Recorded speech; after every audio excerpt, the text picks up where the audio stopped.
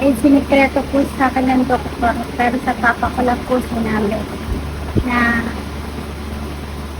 ano na lang daw po, madami na daw po yung buhay ko. Parang yung puso ko po, yung buhay ko pa parang alarm, alarm na lang daw.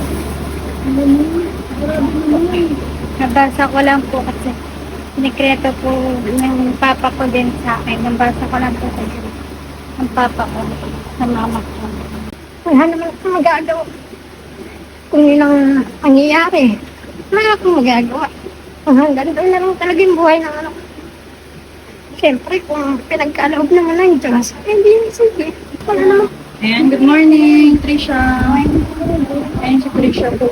Ngayon lang tayo nakabalik kasi medyo natagalan sila sa ospital. At parang lalong lumaki yung tiyan mo, be.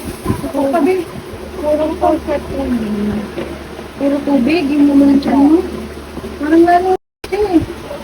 Ano nangyari sa inyo sa ospital? Ba't natagalan kayo? Halos mag-isang buwan kayo sa ospital, ah. Opo. Nag-ano po kasi, puro po ako nagpaparente para Anong ibig sabihin ng para sa ano? pag ano po, tinutukan po ako sa tiyan, nalalagyan po siya ng tube para mag-drain po ng tubig sa tiyan ko. Paano naman kung ito yung nasa leg mo? Ano naman yan? Dito po, ito po yung nagdana po kami. Dito po ako nag-dialysis. Ito po yung ID ko po. Pero kumusta naman yung pakiramdam mo, Trisha? Nahihirapan na din po kasi komplikasyon na po yung sakit ko ngayon. Pero anong sabi ng doktor sa'yo doon? Ano po? Anong ipinaliwanag sa'yo? Ano daw, may possibility pa ba daw na talagang gumaling ka pa? Or habang buhay na talaga yung ganun? Hindi na po. Eh, sinikreto po sa akin ng doktor, pero sa papa ko lang po sinabi na ano na lang daw po, may na daw po yung buhay ko. Parang yung puso ko po, yung buhay ko pa parang alarm, alarm na lang daw. Nabasa ko lang po kasi sinikreto po ng papa ko din sa akin. Nabasa ko lang po sa ng papa ko, sa mama ko. Pero ano yung una mong naramdaman, Trisha, nung nabasa mo yun? Naiyak lang po ako. Kasi yung ganun naman po talaga yung buhay. Pero mag-pray ka pa rin, Trisha, malay mo, di ba? Maghimala si God. At mapagaling ka pa niya. Huwag ka mawala ng pag-asa. Hanggat may buhay, may pag-asa pa, di ba? Huwag mong isipin yung mga bagay na yun dahil mas lalo ka lang may stress. Ang isipin mo yung mga positive na pwede pang mangyari. Kasi kung iisipin mo yun, mas lalo ka lang maapektuhan.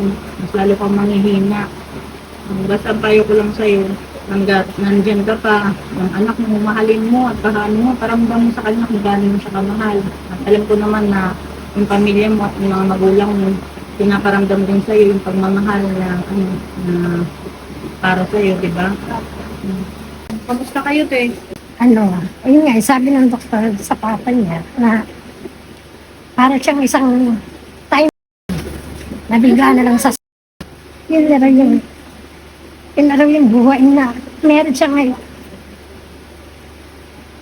Pero siyempre, wala naman akong magagawa. Kung yun ang nangyayari, wala akong magagawa. Hanggang doon na lang talaga yung buhay ng anak ko. Siyempre, kung pinagkaloob naman ng Diyos, hindi sige.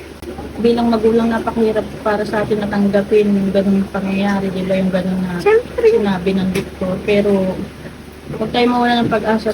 Paramdam mo kay Trisha na na kaya niya pang maggumaling. sinabi ko naman sa kanya, hanggat kaya natin, laban lang tayo. Hanggat may pag-asa, laban lang. Wala naman tayong magagawa eh. Pero kung talagang kukunin ka na, sila nga makakapagsabi na walang kahit doktor. Sinasabi lang nila yon. Pero ang may alam lang talaga niyan ay ang Panginoon. Hindi naman ang doktor. Siyempre sila ay ano lang naman. Pero sinasabi lang nila yun. Siyempre, kita rin naman nila na lagayan ng anak ko. nahirap na rin. Tapos kailangan lang talaga niya ay plan. Yan talaga ang makakapagano sa kanya. Yan ang makakapagpagaling talaga sa Yung kanya. pag na-transport naman siya, halimbawa, siyempre yung gamot naman ang problema namin, yung pangangailangan niya sa gamot, kailangan talaga matustusan yun. Hindi pwedeng magpalya ng isang araw. Kailangan lahat ng gamot na kailangan niya ay matake niya. Pero hindi rin naman ganun kadali. Taon din binibilang pag ganun ay lahat. Lalo't wala kang donor. Pero yung te, sa ano, yung na sinasabi niyo, sa PH yun, di ba? Hindi po. Sa NPA po yun. Sa center.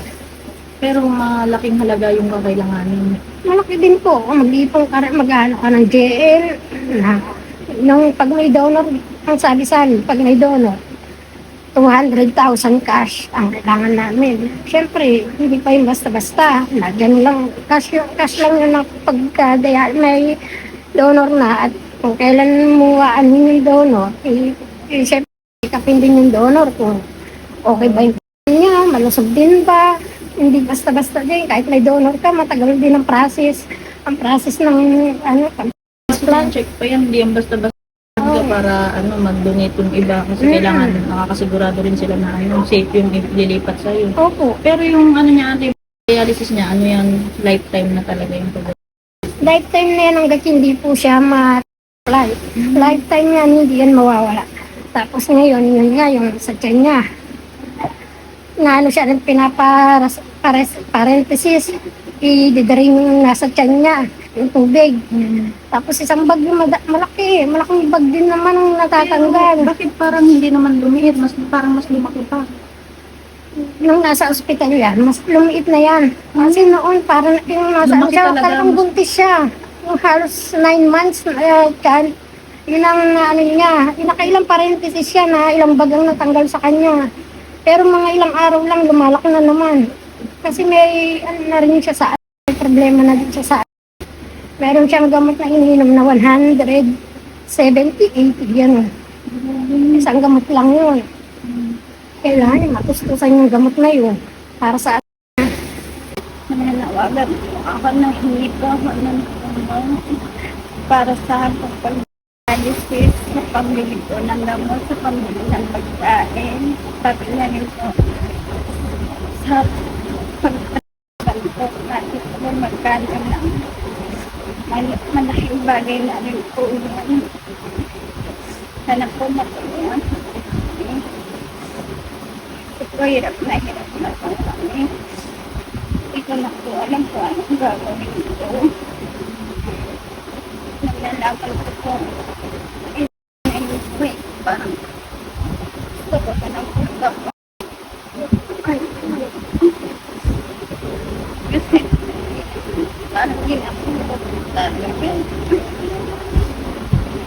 Sobrang dami ko na nararamdaman. Yung situation. Naanawagan po ako sa mga kababayan ko. Kahit konting halaga, malaking tulong na rin asa na. Humihingi po ng tulong sa inyo. Bayan kahit po piso, malaking bagay na rin po yung pag naipon. Papasalamat po ako sa mga tutulong at sa mga tutulong pa po. Maraming salamat sa inyo. Ayan, bali, Trisha, may gusto kami ipaabot sa iyo mula kay Ma'am Grace Cruz. Gusto yun. Ayan, more on fruits na lang yung binili namin kasi mas kailangan mo yun kesa sa mga dilata, diba, bawal yung naman, tsaka mga noodles. Ayan, kasi yun nga, ayan, may mga prutas ka dyan, Trisha, kung binili namin para sa iyo. Para masarap na sustansya yung nakatawan mo. Meron pa.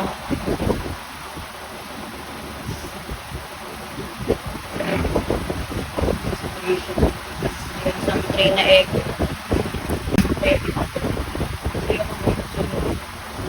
May groceries tray siya para sa'yo.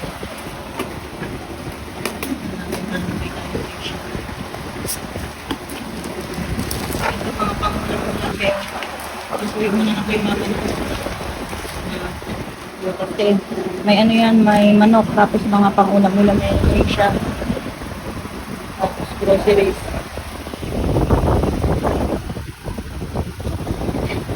At syempre meron din tayong konting cash para para sa iyo, Trisha. Lalo sa mga kababayan natin. Ayan, kay Ma'am Des Solis, may 1,000 na pinadala. Kay Ma'am Alice Ogis, may 600 pesos. Sana kahit paano, kahit maliit Trisha, sana makatulong. Ay,